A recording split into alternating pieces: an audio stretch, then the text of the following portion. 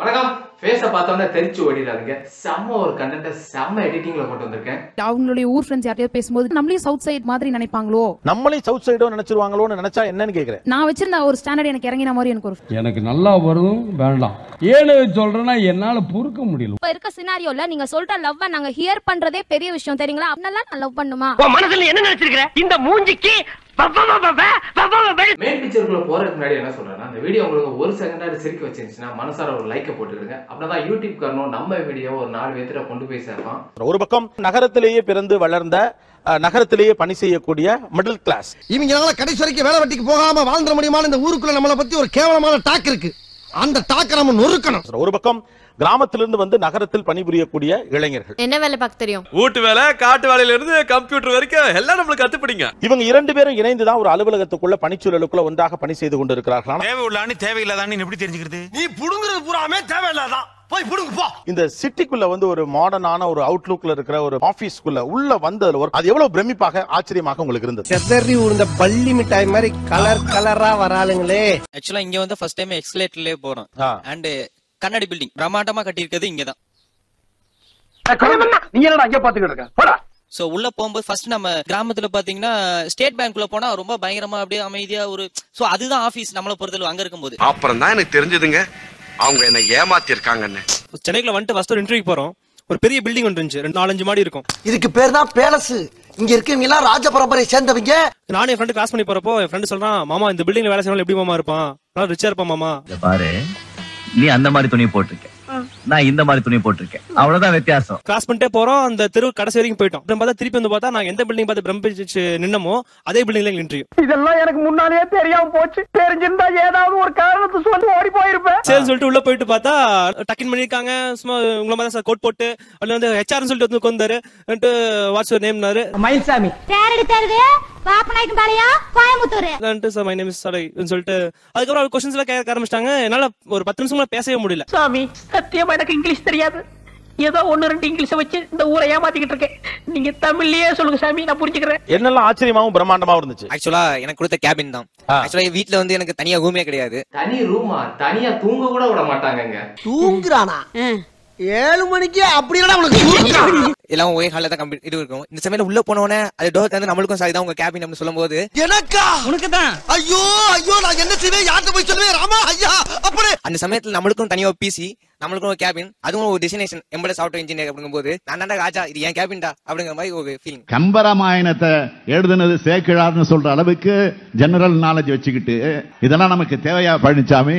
First day உள்ள போறேன், திடீர்னு ஒரு பொண்ணு ஹாய் கைக்கும். ஹாய் ரமேஷ்.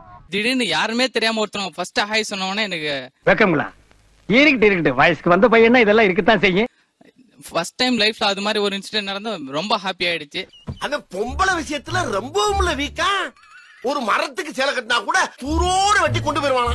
என் காலேஜ்ல எல்லாம் கூட தான் நீங்க ஹாய் எல்லாம் சொல்லிருப்பாங்க. வாடையே ஆகாதுங்க. பட் அந்த கிளைமேட் வேற, நான் இங்க இருக்கிறது ரொம்ப டிஃபரெண்ட். அது வில்லேஜ்ல படிச்சு அங்கேயே வளர்ந்தது. இங்க திடீர்னு வந்த உடனே சம்திங் எக்ஸைட்டிங். அவன் இருக்க காஜிக்கு பொண்ணு இல்ல, பொண்ணு ஓட்டுற சைக்கிள காமிச்சா கூட தாலி கட்டி ஓட்டின்னு போயிடுவான். எங்க அப்பா வயசு இருக்கும் அவருக்கு. அவர் மாடர்னா அந்த டிஷர்ட் ஜீன் போட்டு அவர் போட்டு கேஷுவலா போயிட்டு இருக்காரு. வயசானவங்க ஸ்டைலிஷா ட்ரெஸ் பண்ணி ஒரு ஆச்சரியமா இருக்கு. ஆச்சரியமா இருக்குங்கண்ணா. எனக்கு ஆச்சரியம்னா உங்களுக்கு கண்ணாலங்களா? அதே மாதிரி ப்ரொனன்சியேஷன் நாங்க அமேசான் அப்படின்னா அவங்க அமேசான் அப்படின்னா எனக்கு அமேசான்ங்கிறது வரல. நாங்க ட்ரெயின் பண்ணோம், ரொம்ப கஷ்டமா இருந்துச்சு. இங்கிலீஷ் படம் பார்த்தாவது இந்த பாஷையை கத்துக்கலான்னு தேட்டரா அலைஞ்ச. அதே மாதிரி கால் பண்ணியும் யா இட்ஸ் மீ சாலை அப்படிங்கறதே வந்து யா இட்ஸ் மீ சாலைங்கிறதே நாங்க மனப்பாடம் பண்ணி I am Stefan from Canada. I don't know Tamil. அதுக்கப்புறம் யா இட்ஸ் மீ சாலை சொல்லுங்க அப்படின்னு சொல்லி அது பலருக்கே கொஞ்சம் நாளாச்சு. ஓகே, நீங்க கவலைப்படாதீங்க, உங்களுக்கு இங்கிலீஷ் மட்டும் இல்ல எல்லாமே சொல்லி தரேன். கிராமத்தில் பிறந்து வளர்ந்து நகரத்திற்கு வந்தவர்களுக்கும் நகரத்திலேயே பிறந்து வளர்ந்தவர்களுக்கும் இடையில் அது எவ்வளவு முரண்பாடுகளை உண்டாக்குகிறது. வேண்டாம் என்ன கொடுத்தாங்க உனக்கு வேணாங்கிறப்ப? நான் மோசமான ஆள், நாங்க ரொம்ப கேவலமான ஆளு. என்ன பொறுத்த வரைக்கும் அவங்க கிட்ட நான் பேசும்போது அவங்க என்ன கீழே தான் பாக்குறாங்களோன்னு ஒரு ஃபீல் இருந்தது. முதல் தடவை நான் பேசும்போது ஒரு சென்னை பேஸ்ல உள்ள ஒருத்தர் தான் பேசுறேன். அவர் கேட்கும்போது எந்த ஊருன்னு கேட்டாரு. திருநெல்வேலின்னு சொன்னேன். நமக்கு இந்த ஊர் தான் குற்றாலா. அப்படியா கேட்டா குட்டிச்சவரு. அவர் கேட்கும்போது எந்த ஊருன்னு கேட்டாரு. திருநெல்வேலின்னு சொன்னேன். அல்வா ஃபேமஸ் அப்படின்னு ஆரம்பிக்கிறாரு. அப்படி பொத்திண்டி நில்லையா ஓரமா உச்சாலாவை எடுத்து உச்சியில ஊச்சிட்டு இருப்பான் போய். அடுத்த நிமிஷம் இங்க பொண்ணுங்க இருப்பாங்க. சோ உங்களோட பிஹேவியர் கொஞ்சம் கான்சியஸா இருக்கும். செருப்பு கழட்டி அடிச்சுருவேன் நான் சொல்றேன். வெறி கொண்டுருவேன் நான். எனக்கு நீ இதை பேசுகிற அந்த மாதிரி சொல்லல உங்களுக்கு எப்படி இருந்தது? பட்டுன்னு சம்பந்தமே இல்லையா? ஏன்னா நாங்களாம் பொண்ணே பாக்கலையா அப்படிங்கிற ஒரு கோவம் வந்தது. நான் கிராமத்துல இருந்து வந்தவன், வாய் திறந்தா என்னென்னலாம் வரும்னு உனக்கு தெரியாது. பட் காசுக்காக வந்திருக்க இடத்துல இதெல்லாம் பேச முடியாதுங்கிற ஒரே ஒரு காரணத்துக்காக அமைதியா இருந்துட்டேன். உங்க பொழப்பு கெடுக்க மாட்டேன், பொழைச்சு போங்க. ஒரு லேடி கிட்ட முதல்ல கை கொடுக்கும் போது நான் நார்மலா கொடுத்தேன், எடுத்துட்டேன். ஆனா அவர் என்னமோ அது வந்து கை கொடுக்கும் போதே ஏன் பதற அப்படிங்கிறது. ஐஸ்வர்யா ராய் மாதிரி ஒரு பொண்ணு கூப்பிட்டு வரேன்னு சொன்னீல்ல, ஐஸ் வைக்கிற மாதிரி ஒரு கிராக்கி கூப்பிட்டு வந்திருக்கேன். இன்னும் இந்த வீடியோ ஸ்கிப் பண்ணாம பார்க்கும் புண்ணியவான்களே அப்படியே ஒரு லைக்கை போட்டு பாத்தீங்கன்னா இன்னும் ரொம்ப புண்ணியமா போகும். ஆனா உண்மையே எனக்கு நல்லா தெரியுது, நான் பதறல, நான் நார்மலா கொடுக்குறேன், கை எடுக்கிறேன். ஏன் சார் உங்களுக்கு பொம்பளைங்களை பிடிக்காதா? பிடிக்காது பிடிக்காது பிடிக்கவே பிடிக்காது. எனக்கு எந்த இன்டென்ஷனும் இல்ல. நான் ஊர்க்கார பையங்கிற ஒரே காரணத்துக்காக அவரோட பார்வை ஃபுல்லாவே நான் பொண்ணுங்க கிட்ட எப்படி பேசுறேன், நான் எப்படி பழகுறேன். 6 மணி வரைக்கும் தான் நான் லட்சுமி தாஸ், 6 மணிக்கு மேல நான் செக்ஸி தாஸ். அதுக்கப்புறம் வந்து முதல் வார்த்தை, நீங்க வந்து பர்சனலா நிறைய டச் வச்சுக்காதீங்க. அதுக்கப்புறம் வந்து தமிழ்ல பேசாதீங்க. அதெல்லாம் நீ சொல்லக்கூடாது. ஏன் சொல்ற நீ? அதெல்லாம் நீ சொல்லக்கூடாது. தமிழ்ல பேசாதீங்க. கேபின் அப்படிலாம் சொல்றாங்களா என்ன சேர்ல? கண்டிப்பா சொல்றாங்க. தமிழ்ல பேசாத. நான் இப்படி சிரிச்சுக்கிட்டு தான் இருப்பேன், ஆனா கோவம் தான் மட்டும். அதாவது நீங்க ஊர்ல இருந்து வந்தவங்கிறதுனால உங்களை பத்தி நிறைய முன்முடிவுகள் அவங்க கிட்ட இருக்கு. அதான் அவங்க சென்னைன்னு இல்ல, அந்த தென் மாவட்டமா அது காரணமான்னு தெரியல எனக்கு. ஆனால் இதற்கிடையில இதை விடக்கூடாது. நீதிமன்றத்திற்கும் நாங்கள் ஏற்பாடு செஞ்சிருக்கிறோம். திருநெல்வேலியில இருந்து வந்திருக்கேன் அப்படிங்கும்போது கோவப்படாதீங்க. ஆனா திருநெல்வேலியில இருந்து நீங்க வந்திருக்கீங்கன்னா அங்க அல்வா ஃபேமஸ்னு வெறும் அல்வா பத்தி மட்டும் உங்கள்ட்ட சொல்ற ஒரு ஆளை நீங்க எப்படி பாக்குறீங்க? அல்பம் ஒரு கேடு கெட்ட புறம்போக்கு உடுமச்சான். இப்ப அவனை திட்டுற மூட்ல இல்ல. திருநெல்வேலியில அல்வா தானே? இல்ல சார், அங்க நிலைப்பர் கோயிலும் இருக்கு, தாமிரபரணியும் அங்கதான் அப்படின்னு சொல்லி இருக்கிறேன். ஆனா எப்ப அது வந்து திருநெல்வேலி அல்வாக்கு தானே ஃபேமஸ் அப்படின்னு ஒரு நக்கலா கேட்கிற இடத்துல அருவாக்கும் ஃபேமஸ் அப்படின்னு நம்ம சொல்லுவோம். அப்புறம் நான் உங்ககிட்ட விளையாட்டா பேசுற புறா நீங்க நம்பிட்டீங்க. என் ஊரை கம்மி பண்ற நீ, அதுவும் திங்கிறதுக்கு ஒரு விஷயமா நீ பாக்குற.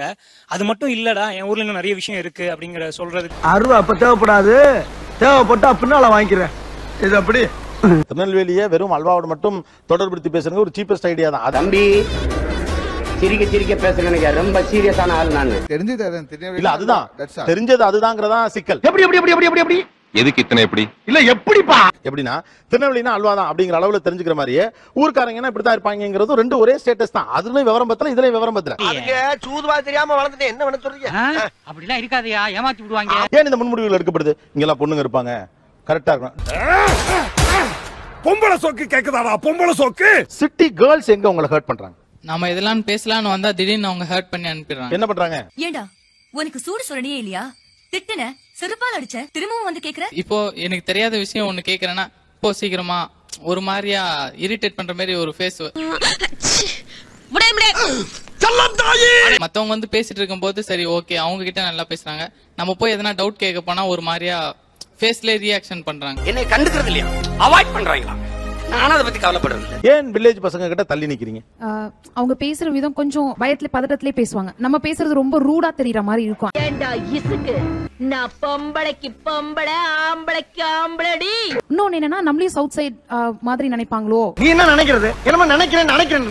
ஏன்னா அவங்க கம்பேர் பண்ணுவாங்க, அவங்களுடைய ஊர் ஃப்ரெண்ட்ஸ் யார்ட்டையோ பேசும்போது டிஃபரன்ஸ் இருக்கும். அதனால அந்த கம்பேரிசன் அவங்களுக்கு இருந்துட்டே இருக்குமோ அப்படிங்கிற ஒரு ஃபீலிங் இருக்கு. கண்ணா லூசுத்தனமா பேசாத, அந்த புள்ள படிச்ச புள்ள எல்லாரும் கூட அப்படித்தான் பேசும். இன்னொன்னு என்னன்னா நம்மளையும் சவுத் சைட் மாதிரி நினைப்பாங்களோ. நம்மளே சவுத் சைடோ நினைச்சிருவாங்களோன்னு நினைச்சா என்னன்னு கேக்குறேன். இதுக்கு தான் நீங்க பஞ்சாயத்துக்கு வேணுங்கிறது. கொக்கி போட்டுல பிடிக்கிறீங்க.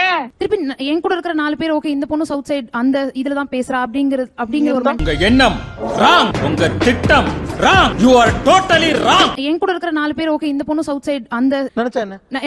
நான் வச்சிருந்த ஒரு ஸ்டாண்டர்ட் எனக்கு இறங்கின மாதிரி எனக்கு ஒரு புதுமை பெண்ணா பைத்தியக்காரத்தனமா பாரதி கனவு கண்டு வச்சுட்டு போயிட்டான். ஆனா நீங்க எல்லாம் உருப்படப்படுறது இல்ல. புரியல, சவுத் சைடு எப்படி ஸ்டாண்டர்ட் இறங்கிரும்? எனக்கு நான் சென்னையில brought up அப்படின்னா நம்மள பாக்குற விதமே வேற. ரொம்ப திட்டவும் முடியல, ஒரு அளவுக்கு மேல வேணா வேற ஏதாவது வார்த்தையை பேசி விட்டுருமோன்னு வேற பயமா இருக்கு. இங்கேயும் அப்படிதான். சோ இப்ப இவங்க கிட்டே பேசும்போது நான் இங்க இருந்து பேசுறது வேற. அப்ப இது என்னன்னு சொல்றது? இப்ப நீங்க சொல்றத நான் என்னன்னு சொல்றது? ஆஹா வளைய விரிக்கிறான், வம்பளுக்குறானே, வாயை கொடுத்து வாயில உன்னோட ஊர்வை செல்லக்கூடாதா சாமி? இது யாரோட கோளாறு? நான் சென்னை சிட்டிக்காரன் அப்படிங்கிற இமேஜ குறைச்சுக்காம நடத்துவேனாவே அப்ப பார்ஷலா தான் நடத்துவீங்க. கடைசி வரைக்கும் சோத்துக்கும் துணிக்கு நம்ம கிட்டயே கையேந்திக்கு நிக்கணும், அப்பதான் பயம் இருக்கும். நாளைக்கு மும்பைக்கு உங்களை டிரான்ஸ்ஃபர் பண்ணிடுறாங்க, நீங்க அப்ப யாரு? சென்னை எல்லாம் அங்க கிடையாது, சவுத் இல்லையா? அவனை பொறுத்த வரைக்கும் நீங்க சவுத். அது நீ இப்படி எங்களை மடக்கவே நான் எதிர்பார்க்கவே இல்ல. அவனை பொறுத்த வரைக்கும் நீங்க சவுத். அவன் உங்களை இந்த மாதிரி ட்ரீட் பண்ணா will you get hurt or not? மாட்டினாடா மானஸ்த. இது அபாண்டமான குற்றச்சாட்டு. Yes I do. You do know. அப்புறம் என்ன அவங்களுக்கு ஹர்ட் ஆகும் தானே? ஹர்ட் ஆகும் சார். நானும் அதான். இதெல்லாம் எங்களுக்குள்ள ஒரு என்டர்டைன்மெண்ட்டுங்க. என்டர்டைன்மெண்டா? அப்ப தெரிஞ்சுதான் பண்றீங்க? தெரிஞ்சுன்னு இல்ல சார், அதுதான். நீ வசமா சிக்கிக்கிட்ட, தப்பிக்கவே முடியாது. முடிஞ்சிருச்சு. நாங்க வந்து அதையும் இல்ல அவங்களுக்கு ஹர்ட் ஆக கூடாதுன்னு நாங்க நினைச்சு இன்னும் கான்ஷியஸா பேச என்னாகுது அவங்க இன்னும் எங்களுக்கு ஆட்டிடியூட் ஜாஸ்தியா இருக்குன்னு தான் நினைக்கிறாங்க. உங்களை பத்தி எனக்கு எல்லாம் தெரியும். என்னமோ இவங்க தான் ரோக்கிய மாதிரி ஃபுல்லா நடிப்பு. இதுவரைக்கும் நம்ம ஒர்க் பிரஷர்ல இருக்கக்கூடிய பிரச்சனைகள் பத்தி பேசிட்டு இருந்தோம். இதை தாண்டி ஆண் பெண் நட்பு பாராட்டுதல், ஆண் பெண் காதலில் இருத்தல். இன்னும் அந்த பிள்ளை நான் லவ் பண்ண போறேன். நீ லவ் பண்ணா 1 மாசம் யா, என் கலருக்கு 1 வருஷம். ஒரு பையனுக்கு வந்து ஒரு பொண்ணு பிடிச்சிருக்குன்னா இப்போ வில்லேஜ்ல இருந்து இருக்காங்கன்னா அப்ரோச் பண்றதுக்கு வந்து அவங்களுக்கு வந்து கஷ்டமா இருக்கும். கூரை ஏறி கோழி பிடிக்க தெரியாதவன் வானத்தை கிழித்து வைகுண்டம் போன கதையா இருக்கு. ஒரு பொண்ணு நம்மள வேண்டாம்னு சொல்லிட்டானா அவ என்ன பெரிய ஆளா, நம்மள எப்படி வேண்டாம்னு சொல்ல, அப்ப நம்ம கிட்ட இல்லையா அப்படின்னு சொல்லி அவங்களுக்கு வந்து அவங்க மேல ஒரு நெகட்டிவ் இம்ப்ரெஷன் வந்து. டேய் சப்ப ஃபிகர் அது. இதுகளெல்லாம் இப்படி தலைமையில தூக்கி வச்சு ஆடாதீங்கடா. ரிஜெக்ஷனை அக்செப்ட் பண்ண மாட்டேங்கிறாங்க. உண்மையாலுமே ஒருத்தரை லவ் பண்ணிருக்கோம், உண்மையாலுமே இப்படி ஃபாலோ பண்ணி போறோங்கிற பட்சத்துல அவங்களை விட்டுட்டு போறோம்னா அவங்களை வலிக்கத்தான் செய்யும். புரிஞ்சுக்குமா, என் மனசே சரியில்லைமா, ப்ளீஸ் லீவ் மீ அலோன். 2 பேர் லவ் பண்ணல இங்க. ரிஜெக்ஷன் சொல்றதுன்னா இப்ப நீங்க ஒரு பொண்ணை அப்ரோச் பண்றீங்க, ரைட்டா, உன்னை என்ன காதலிக்கிறேன்னு சொல்றீங்க, இல்ல எனக்கு விருப்பம் இல்லைன்னு சொல்லிடுச்சுன்னா நீ அவனை காதலித்தாலும் பரவாயில்ல, அவன் மூலமா கர்ப்பமானாலும் பரவாயில்ல, கல்யாணம் மட்டும் என்னத்தான் பண்ணிக்கணும். அந்த பொண்ணு மேல உங்களுக்கு ஒரு நெகட்டிவ் ஃபீலிங் வந்துருதுன்னு அந்த பொண்ணு சொல்றாப்ல. ஓகே, அவங்க இல்ல அப்படின்னா நாங்க வந்து புரிஞ்சுக்கிறோம், சரி அந்த பொண்ணுக்கு வந்து பிரச்சனை இருக்கு. என்ன மனுஷன், உங்கள மாதிரி மனுஷன்லாம் இருக்கனாலதான் கொஞ்சமாச்சும் மழை பெய்யுது. அதுவே வந்துட்டு அந்த பொண்ணுக்கு வேற யாரையாவது பிடிச்சிருந்து அவங்க இன்னொருத்தவங்க கிட்ட பேசுறப்ப அவங்க வந்துட்டு நம்மள வந்து பிடிக்காம நம்மள ரிஜெக்ட் பண்ணிட்டு அவங்கள பிடிச்சிட்டாங்க. அவ என்ன கலட்டி விட்டது விட பரவாயில்ல மாப்ள. பக்கத்துல அவ மூஞ்சிய பாத்தியா, திருவிழாவுல டெல்லி அப்பள விக்கிற மாதிரி இருக்கா. என்ன கூட வந்து இன்னொரு பையனை கம்பேர் பண்ணும்போது என்னை விட அவன் வந்து நல்ல வெல்த்தா இருக்கான், அந்த பொண்ணை வந்து நல்லா கேர் பண்ணிக்குவான் அப்படின்னா கண்டிப்பா நான் வந்து விட்டு கொடுத்துட்டு தான் போகுவேன். சுருக்கமா சொல்லணும்னா உனக்கு சகரேடு தான் அமையும். சீட்டு சொல்லுது. அதாவது நான் இன்னொருத்தனை காதலிக்காத வரைக்கும் பிரச்சனை இல்ல, ஒருவேளை நான் இன்னொருத்தனை காதலிச்சிட்டேன்னா நீங்க கடுப்பாயிருவீங்கங்கறாங்க அவங்க. விடிய காலையில எந்திரிச்சு வேலைக்கு போறவனோ பொண்ணு கலட்டி விட்டவனோ ஃபீல் பண்றவனோ நம்ம சங்கத்திலே இருக்கக்கூடாதுன்னு சட்டம் சொல்லுதுடா. ரிஜெக்ட் பண்ணிட்டோம்னா அவங்க வந்து ரீசன் கேக்குறாங்க அப்படின்னு சொல்லிட்டு சொன்னாங்க பாத்தீங்களா. ஆக்சுவலா ரிஜெக்ஷன் பண்றதுக்கு ரீசனே தேவையில்ல. நம்மளுக்கு பிடிச்சிருந்ததுன்னா நம்ம லவ் பண்ணுவோம். ஷேக்ஸ்பியர் என்ன சொன்னாரு? காதலுக்கு காரணம் இருக்க முடியாது, காரணம் இருந்தா அது காதலா இருக்க முடியும். நான் இப்ப அவங்க லவ் பண்றாங்கன்னா ஏன்னு போய் நான் ரீசன் கேட்டுட்டு இருக்க மாட்டேன், ஏன் நீ லவ் பண்ற. அந்த மாதிரி ரிஜெக்ஷனுக்கும் ரீசன் இல்ல, ஃபர்ஸ்ட் ரீசன் கேட்டு டார்ச்சர் பண்ணுவாங்க. என்கிட்ட என்ன அழகு இல்லையா, அறிவு இல்லையா, பாடி இல்லையா, பக்கத்துல அருவா இல்லையா, அவன் அப்படியே வெட்டிடுறேன். நெக்ஸ்ட் வந்துட்டு நீ பண்ணு, ட்ரை பண்ணு, ஃபர்ஸ்ட் ஃப்ரெண்ட்ஸா இருக்கலாம், அப்புறமா நம்ம பழகி பார்க்கலாம். இல்லை இல்லை, நீ என்ன விளக்கம் சொன்னாலும் அதை ஏற்றுக்கொள்ள என் மனம் மறுக்கின்றது. உதைப்பதற்குள் ஓடிவிடு அப்படின்னு சொல்லி நெக்ஸ்ட் அவங்க அந்த டாபிக்லயே தான் இருப்பாங்க, அதை விட்டு வெளியே வர மாட்டாங்க. அந்த பொண்ணை எப்படி கம்பல் பண்ணி நம்மள லவ் பண்ண வைக்கிறது. ஆம்பளை அமாவாசை நீ பொம்பளை அமாவாசை ரெண்டும் ஒண்ணா சேர்ந்தா பௌர்ணமி ஆயிடுவோம். இதுதான் அவங்களோட மெயின் இதுவே. ரிஜெக்ட் பண்ணிட்டோம் நான் உடனே சைலண்டா போற பசங்க ரொம்ப ரொம்ப ரொம்ப கம்மி. ஜமுனா வேண்டாம் ஜமுனா, செத்து போயிடு ஜமுனா. டைரக்டா நம்ம கிட்ட சொல்லணும், பிடிக்கலன்னா ஓகே இதுதான்பா எனக்கு பிடிக்கல, நீ வேற யாரை பாத்துக்க சொல்லலாம். அப்படி அது 4 பேர்கிட்ட போய் சொல்லுவாங்க. உடனே பக்கத்துல இருக்க நம்மளோட ஐயோக்கியம் பூரா அன்னைக்குன்னு யோக்கினா மாதிரி நம்மள கையங்களமா பிடிச்சு பெரிய பெரிய வெளிக்கு போற வரைக்கும் அடிச்சே கொள்ளுவாங்க. நம்ம போற இடத்துல எல்லாம் அவங்க அங்க இருந்தாங்கன்னா நம்மள பத்தி சொல்லுவாங்க. நீங்க உங்க ஃப்ரெண்ட்ஸ் கிட்ட சொன்னீங்கன்னா அது ஷேரிங், இதே பொண்ணு சொன்னாங்கன்னா அது 4 பேர் கிட்ட போய் சொல்றாங்களா. எங்க கிட்ட மறைச்சிட்டிய ஈவ்டீசிங்னு கம்ப்ளைன்ட் பண்ணுவோம், மகளிர் அமைப்புல சொல்லி உங்களை உள்ளதல நசிக்கிடுவோம். மாதிரி டைம்ல தான் வந்து நமக்கு தப்பான ஒபினியன் வருது அந்த பொண்ணு மேல. இப்படி இல்ல தப்பான ஒபினியன் உங்களுக்கு வருது, நீங்க உங்க ஃப்ரெண்ட்ஸ் கிட்ட சொல்றீங்க, மச்சான் நான் இந்த பொண்ணை லவ் பண்றேன்டா. சரி விடு, சரக்கு அடிச்சா எல்லாம் சரியாயிடும். அறிவு இருக்காடா உனக்கு? எவ்வளவு சீரியஸான மேட்டர் பேசிட்டு இருக்க, ஓசி குடிக்கலையற. நான் ப்ரோபோஸ் பண்ணலாம்னு இருக்கேன்டா. அதெல்லாம் வந்து நீங்க ஷேரிங். நீங்க எப்படி சொல்றீங்க? சில நான் பேர் எப்படி அக்செப்ட் சொல்றேன் பண்ணிக்கிறாங்க உங்களுக்கு எப்படிங்க தெரியும்? நான் சொல்ற 4 பேர் கிட்ட ரைட் விடு. இந்த கிளி கிளிக்கிறாளே எந்த ஒரு காரியா இருப்பா. சில பேர் அக்செப்ட் பண்ணிக்கிறாங்கன்னு சொல்றீங்களா, அதே மாதிரி இங்க எல்லாரும் வந்து மச்சான் அந்த பொண்ணை நான் லவ் பண்றேன் அப்படிலாம் யாரும் சொல்றது கிடையாது. என்னடா கூட இருந்தே குழி பறிக்கிறீங்களா? கூட இருந்து குழி பறியா பின்ன கொய்யாவோட பறிக்க முடியும். அதே மாதிரி தான் பொண்ணுங்களும் எல்லார்கிட்டயும் போயிட்டு இந்த பையனை வந்து என்ன ப்ரோபோஸ் பண்ணிட்டா நான் ரிஜெக்ட் பண்ணிட்டேன் அப்படின்னு சொல்றது கிடையாது. அப்படியே நம்பரை சொல்லி நீ பேசுற, அப்படியே தேன் வந்து காதுல பாஞ்சிடும். டேய் படி. நீங்க ரெஸ்பான்ஸே பண்ண வேணாம். ரிஜெக்ட் பண்ண பிறகு உங்களுக்கு என்ன பிரச்சனைங்க, நீங்க அப்படியே விட்டுட்டு போக வேண்டியதுதான். திருத்ரி என்ன போ இங்க பாரு, தேல்னா கொட்டும், பாம்புனா கொத்தும், ஆம்பல்னா சபலப்படத்தான் செய்வான். எகேன் நீங்க ஸ்டார்ட் பண்றீங்க தெரியுமா உங்க ஃப்ரெண்ட் சர்க்கிள்ல. உங்களுக்கு எது ஸ்டார்ட் பாயிண்ட் ஸ்டாப் பாயிண்ட் இருக்கோ அந்த மாதிரி எங்களுக்கும் ஸ்டார்ட் பாயிண்ட் ஸ்டாப் பாயிண்ட் இருக்கு. என்ன பச்சிக்கிட்டு இருக்கா? எதுக்கு எடுத்தாலும் எனக்கு மடக்காம. இவர்ட்ட கொடுங்க. ரிஜெக்ஷன் அவங்க சொல்ற பதில பொறுத்து இருக்கு. என்னால ரிஜெக்ஷன் ஈஸியா எடுத்துக்க முடியாது. நானா இருந்தா அவ்வளவு ஈஸியா எடுத்துக்க மாட்டேன். அச்சிச்சோ அவரா பயங்கரமான வராச்சே, அவர்ல கொஞ்சம் ஜாக்கிரதையா இருங்கப்பா. இப்ப அவங்க சொல்ற பதில் இல்ல எங்க வீட்ல வந்து இதெல்லாம் செட் ஆகாது ஓகே அப்படின்னு சொல்லிட்டு அப்செட்டா இருப்பேன். அவங்க சொல்ற மாதிரி நான் ரொம்ப நெகட்டிவா இருப்பேன், டிப்ரெஸ்டா இருப்பேன். எத்தனையோ பெண்களை நான் ரிஜெக்ட் பண்ணிருக்கேன்டா, ஆனா முதல்ல சோமியா என்ன வேணாம்னு சொல்லிட்டாடா. சப்போஸ் அவங்க உன்னெல்லாம் வந்து நான் லவ் பண்ணுமா அப்படின்னு கேட்டா கண்டிப்பா எனக்கு கோவம் தான் வரும். நீங்க வெள்ளை நான் கருப்பு, அதானே பிரச்சனை. நான் வெள்ளையா மாறி காட்டுறேன். ஆப்வியஸ்லி உன்னெல்லாம் வந்து நான் லவ் பண்ணுமான்னு யாரும் சொல்ல மாட்டாங்க. அது இருக்கட்டும். இந்த மூஞ்சிய ஒரு நாளாவது நீ கண்ணாடியில பாத்துப்பியாயா? கண்டிப்பா யாரும் உன்னெல்லாம் நான் லவ் பண்ணுமா அப்படின்லாம் யாரும் இப்ப இருக்க பொண்ணுங்க யாரும் அந்த மாதிரிலாம் கேட்கறது இல்ல. ரொம்ப டீசென்ட்டா பாலிஷ்டா தான் அவாய்ட் பண்றாங்க. உனக்கெல்லாம் மானம் சூடு சொரணை ஈனம் எதுவுமே கிடையாதா?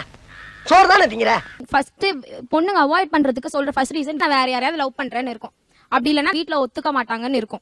அந்த கிறுக்கு பையில கட்டிக்கிறதும் ஒண்ணுதான், இந்த ஆத்துல குதிச்சு சாகிறதும் ஒண்ணுதான். நீங்க சொல்ற மாதிரியே ரீசன் அவங்க மைண்டுக்குள்ள இருந்தாலும் வெளில சொல்றது இது ரெண்டத்தை தவிர வேற எதுவுமே 100% இருக்காது. மச்சான் அவ ஏன் உன்னை வேணான்னு சொல்றான்னு உனக்கு தெரியுதா?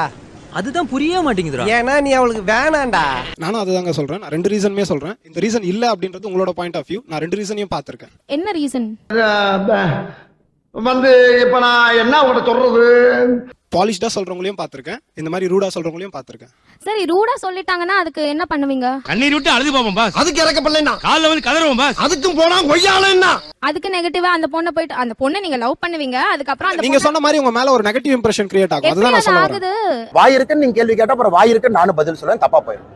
அப்புறம் வேற மாதிரி ஆயிடும். எனக்கு பிடிக்கலங்க உங்களை, நீங்க வந்து ப்ரோபோஸ் பண்றீங்க. அப்ப எனக்கு என்ன ஆச்சு? இவன் லவ் பண்ணிட்டான், இவன் ஏதாவது பண்ணணும். என்ன பண்ண முடியும்? மிஞ்சி போற காரி துப்புவாங்க. துப்புறா இவன் சரியில்லை, நெகட்டிவ் இம்ப்ரெஷன் எனக்கு கிரியேட் ஆகுதுங்களா? நீங்க பிடிக்கலன்னு சொல்ற பதில பொறுத்து தான் இருக்குன்னு சொல்லிட்டேன் நான் முதல்லயே. போடா நீ பஞ்சாயத்துல வந்து கிழிச்சற போ. ஓடியா போடா.